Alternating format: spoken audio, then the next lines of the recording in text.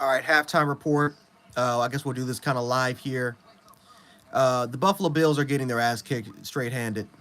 They're just getting their ass kicked. We're getting outplayed. We're getting dominated on both fronts of the line of scrimmage.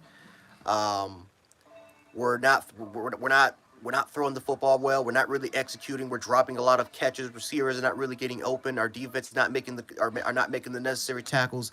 Ladies and gentlemen, we're just getting our ass kicked. We're just getting our ass kicked, plain and simple. And not even gonna make an excuse as to why we lost. Last week we should have won the game. This week we lose, we lose. We don't play well in these rainy sort of conditions. We're still missing some players here and there, but it is no excuse. We're straight up getting our ass kicked today, and I'm just I'm not mad about it. Not stressed, not happy.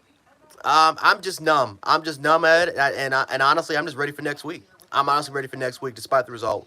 I'm hoping that we can pull off the W. I'm hoping that we can get back in the second half, but you can't have two turnovers in the first half.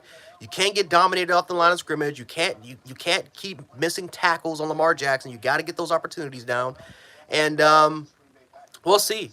Like the Baltimore Ravens are notorious for letting teams back into the second half. We'll see what happens about that.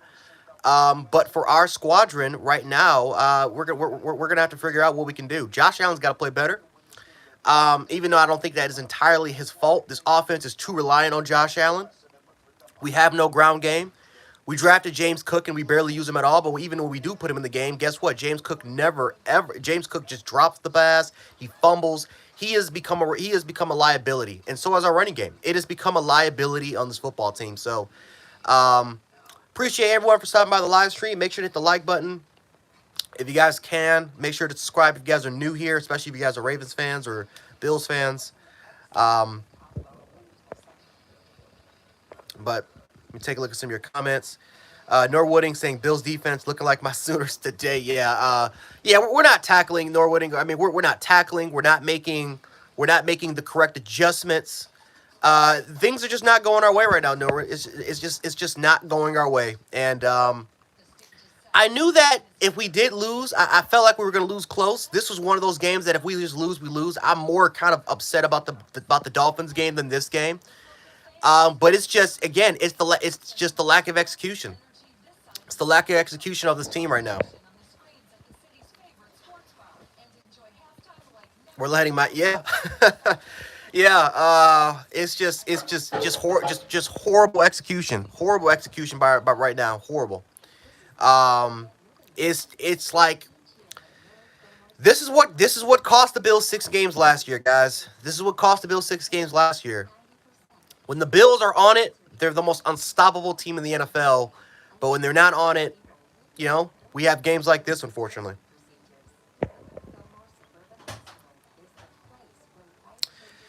Yeah, buddy. I mean, yeah, there was a lot of missed calls in that drive. I mean, when the Ravens punted, there was a block in the back call that was missed. There was a PI on Jordan Poyer that was definitely missed. He was definitely a little bit too early on that. There was like back-to-back holding calls that were like kind of like you can clearly see the holding calls on that drive on when we had the ball. Yeah, I mean, like it was bad officiating. But I don't think that. Again, I feel like there's bad officiating on both sides. I think the Bills. I mean, Dane Jackson being held when Lamar Jackson was trying to scare him. I mean, that was kind of missed. Tyler Linderbaum has been holding all day. He's been holding literally all day on Daquan Jones. I mean, you could call some of those plays. I just feel like overall wise, it's just a horrible officiating game. Horrible officiating. Um, but you know, give credit where credit is due, guys. I mean, the Ravens are outplaying us. The Dolphins game, it was competitive. It could have went either way, but you felt like Buffalo was the better team, right? When Buffalo had all those yards, I know a lot of people say, well, the Dolphins ran like on 39 plays, but a lot of people are not going to factor in that Miami had to punt the ball 5 times. We only punted the ball 3. They punted the ball 5 times that game. So not a lot of people are giving credit to what the Bills defense were able to do of holding that Dolphins offense, limiting that offense down. But this game is just like you feel like Baltimore right now is the better team. You feel like they're the better team right now. They're outplaying us. They're outmanning us. They're dominating us on both sides of the line of scrimmage. And when you factor in turnovers, when you factor in receivers not running their routes, when you even have to factor in game management situations from your head coach, you have to kind of question about the mentality of this team right now. And are the injuries impacting the Bills? Is it is like what's going on with Buffalo right now. But if we lose this game, a lot of people are going to hype off the Bills bandwagon. A lot of people are going to say, well, this is not the Bills team that a lot of people thought they were. People are going to hop off the bandwagon. And honestly, it might honestly be the best thing for Buffalo right now is for them to suffer a loss like this so that we can go right back to to reality, and we can go back onto the drawing board, and we can get prepared and try to see it. But this happened last year when people jumped off the bandwagon. Right? And then guess what happened? People were jumping right back on the bandwagon as soon as we clinched the division and we beat New England. The same thing is going to happen this year. It happens. Yeah, Moody, man. I mean, this first half just felt like it just felt like a disgrace. It felt like a disgrace, Moody. We weren't executing. Now look at that. I mean, and here's the thing about this: as we just kicked the ball off and they got great field position at the 35-yard line, our kickoff units have been extremely bad. We have not been. We've just been losing on all facets of the game.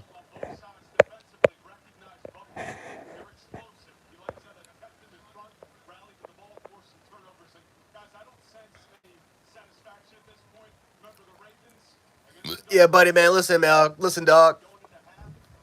The Rams, listen, despite this result, buddy, you even know this. The Rams will be fine. They'll make the postseason. They'll make their run. Buffalo will be fine. They'll make their run. Baltimore will do Baltimore things. It's early. We're in week 4. We're in week 4 of the regular season, and at this point, we pretty much, we're not going to have that good of idea of our team. However, for the most part, I'll say this: you can see what needs to be fixed, and I think the beauty is that now we have to talk about adjustments. We have to talk about which teams can make those certain adjustments. Fly, bro. I'm gonna say this, dog. Georgia.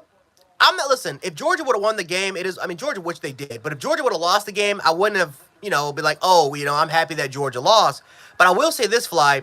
College football is open, dog. Like this is probably one of the only years. This is probably one of the only years where I can remember, Fly, where there isn't a dominant football team. Like there isn't that one dominant team that you can sit up here and say this team is head and shoulders above the rest. I don't think that there's any team this year. I think Georgia clearly has shown their struggles of losing all those players. Alabama, for the most part, we're dealing with our own issues, aka Bill O'Brien, and dealing with the inexperience in our receivers and offensive line still having their issues. But we're having our own issues. Ohio State hasn't really played anybody all year. The Pac-12 is wide open. The Big 12 is wide open. The ACC, I feel like is wide open. Hell, I mean, like I said, Tennessee now has to fall in that conversation as far as teams that can be competitive. So, overall wise, guys, I mean, the entire college football is open. And I feel like this is honestly going to be a great thing because now this is going to draw a lot more eyes. And guess what? As far as playoffs goes, I have no idea who's going to make the playoffs. It's going to be very, very competitive this year, Fly.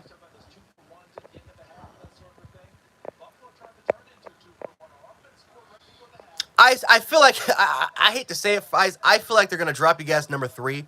I feel like there's gonna be an overreaction. Listen, Georgia's gonna win the East. I still feel confident Georgia's gonna win the East. I just don't think it's gonna be as easy as what everyone is gonna say it is now, right? And listen, I fall victim to it. Um, because I said the exact same thing. So now it's going to be very interesting. I think that everything is wide open. I think right on the table. But I feel like because this is going to be an overreaction, I feel like they're going to drop Georgia down to number 3.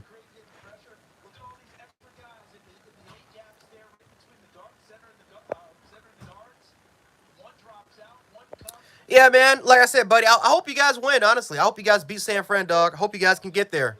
I would love to play you guys again. Hopefully, if we can make it to a Super Bowl this year, if we can do that. Yeah, dog. There's a crap ton of parity in college football. Like, there's a lot of parity, and honestly, it's a good thing for college football. It gets it gets the crowd, it gets the casual audience more involved. I love it. Tennessee and Kansas. Zachary, I was just talking about with Jonathan and Ty from Around the Talk Sports. We talked about how next week the prime time of the week is Kansas and TCU. Imagine that. Imagine Kansas and TCU being a primetime game. That's the primetime game for next week, guys. It's Kansas and TCU. Like, come on, man. Like, it's beautiful. It's absolutely beautiful. When you don't really see the main powers just in front. It's beautiful when Tennessee's involved. It's great for college football when Florida State's, well, of course, they lost last week, but still, they were competitive against Wake Forest. But it's beautiful that all of a sudden all these programs are just rising. Now, do I think it's going to last? No. I don't think it's going to entirely last. However, there's a lot more question marks about college football as a whole. There's a lot more question marks. Fly, I don't think it's going to be a cakewalk. I'm going to be honest. I don't think it's going to be a cakewalk. I think UCLA has to be in that conversation. I think UCLA has to be in that conversation. I think Washington has to be in there despite their loss. Washington State. I feel like if you look at USC's schedule, the best team they played against on that schedule was Oregon State. And that was a 14-17 win. We haven't even gotten to USC's toughest part of their schedule. And we also got to take into account this, guys. It's top two. Like, divisions are gone, so it's going to be the top two teams of the Pac-12. So this is going to be one of those cases where if USC starts to slip up a little bit, other teams can take advantage of that and replace them down at that top two spot. So I don't think that this is as easy as a cakewalk as people are expecting. I think the Pac-12 is going to be very, very competitive. I think once we get to that creep of their schedule, it's going to be really interesting and fun to watch. What's up, Jordan, dog? Damn, long time no see, Jordan. How you been, man? Yeah, Zach, and like I said, UNC's doing okay. Zach, Syracuse is 5-0, man. I'm 2 hours away from Syracuse, bro. They're 5-0. They're 5-0. Like, all the basketball schools are doing really good, man. It's crazy to see, man. Crazy.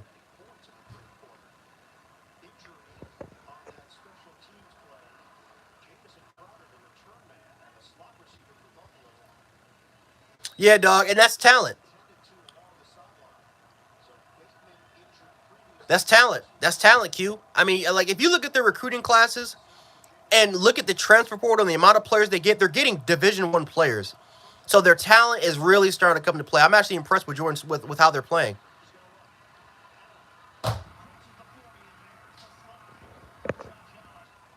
Honestly, really impressed. But no, man, like I said, if Deion Sanders has proven that he can be a Deion Sanders has proven that he can be a top tier coach. And honestly, if Georgia Tech doesn't offer him a job or any college football Division I program doesn't offer him a job, they're seriously wrong with college football. Honestly, they're seriously wrong with people.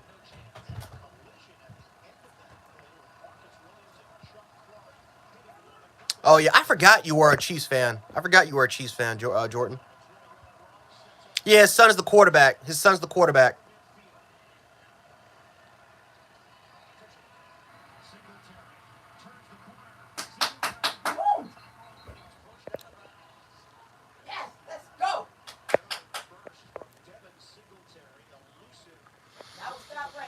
I think Bama's gonna get James Smith. I think Russo. I just see him. I see Georgia. I see Georgia written all over him. Honestly, it'll be great if we can get him because those are two in-state guys that you want to keep.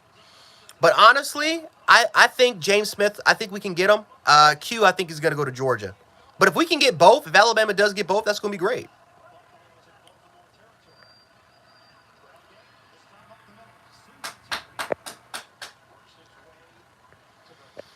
Honestly, Travis Hunter's he's been solid. He's been really, really good. He hasn't done anything too spectacular from what I've seen, but he's been playing at a really, really good level.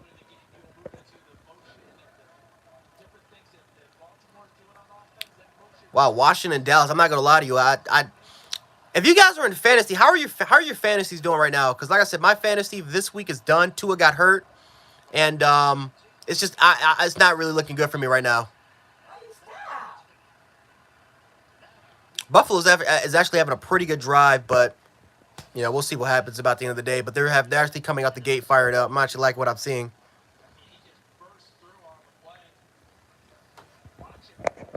Giants are beating the Chicago Bears by a couple points. I know, Q. That's your team, the Bears. So I know you're not liking what you're seeing. Yeah.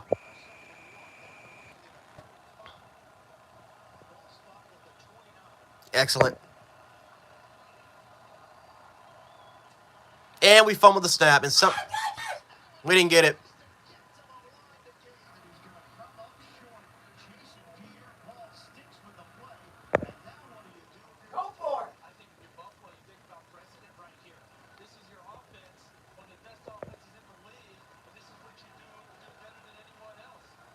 All right, looks like Buffalo's going to go for it. Fourth, it looks like Buffalo's going to potentially go for it. It was a bobbled snap by Allen. It was a low snap, actually. I don't know what's been going on with these snaps, or whether it's weather conditions. Fly, I want Brock Bowers to be in that discussion. I feel like it's just not going to happen for us. I feel like they're not going to put him in that discussion because of his position. Like it's just one of those things like similar to Devontae Smith where literally everything has to go wrong for both the running back position, the quarterback position, in order for a position like Brock Bowers to get in there. Like if Brock Bowers ever is a Heisman contender, it will literally be last minute. It'll be last minute if he's ever in the Heisman contention. But no, Brock Bowers is playing out of his mind, man. He's the best tight end in the country.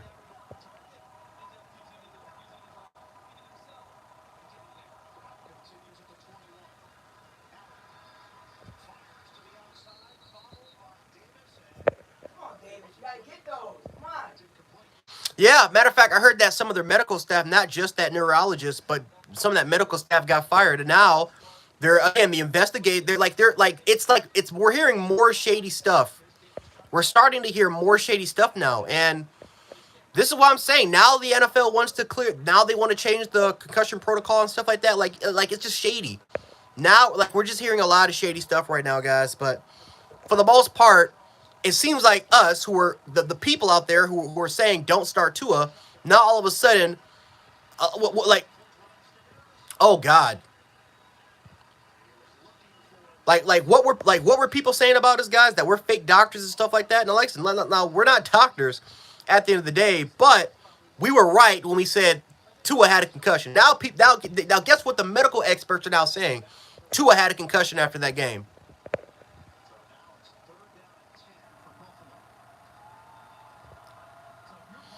Yeah, I don't think it's the lack of running game. I don't think you guys got the backs.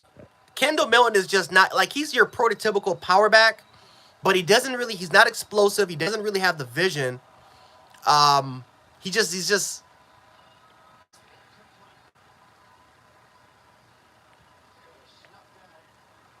like there are just kind of certain players where you're just like, I'm not really liking what I'm seeing.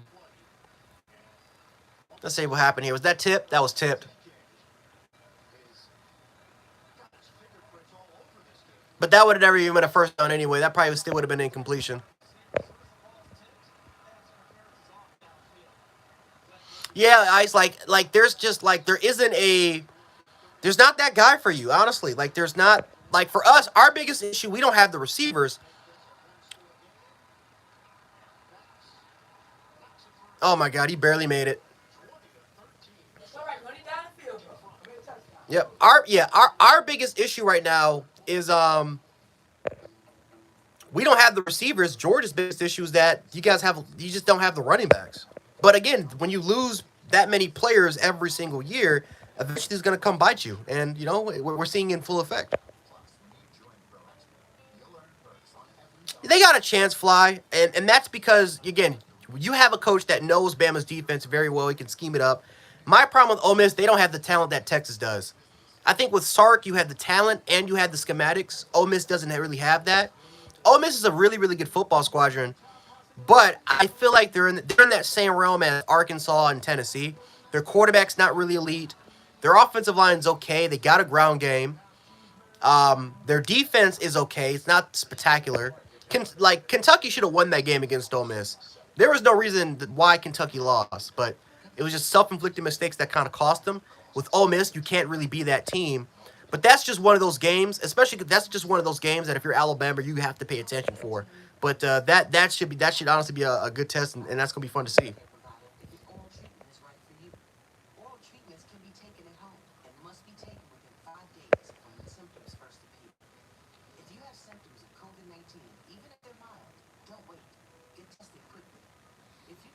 Yeah, yeah. I mean, I seen that tweet. Like you actually had someone that specializes in the neuro department, and they said, dude, don't why you, if you start him, he gets hurt again. This could literally kill him. So I don't know who these independent doctors are that cleared him, but clearly the other side of the medical experts say that that it was ridiculous for it to happen. So clearly the NFL had a second opinion from other sources and other doctors, and obviously we've seen the results of what was able to happen. Now again, I think the Dolphins should be investigated. I feel like the Dolphins should be fined. I feel like more people should be fired from this mess. But that's just it is. But that's just kind of my opinion on that. Q, and honestly, I don't like. Why is Kenny Pickett not even starting from the beginning? Like you like you know what you have with Trubisky. You know what you got with Trubisky. I trust me. I've seen Trubisky play live. You like Q. You know you're a Bears fan. You've seen Trubisky play. There's no we've seen him play. There's no reason why Bitch Trubisky was even inserted in the starting lineup in the first place. Fly, he needs to go to Georgia Tech.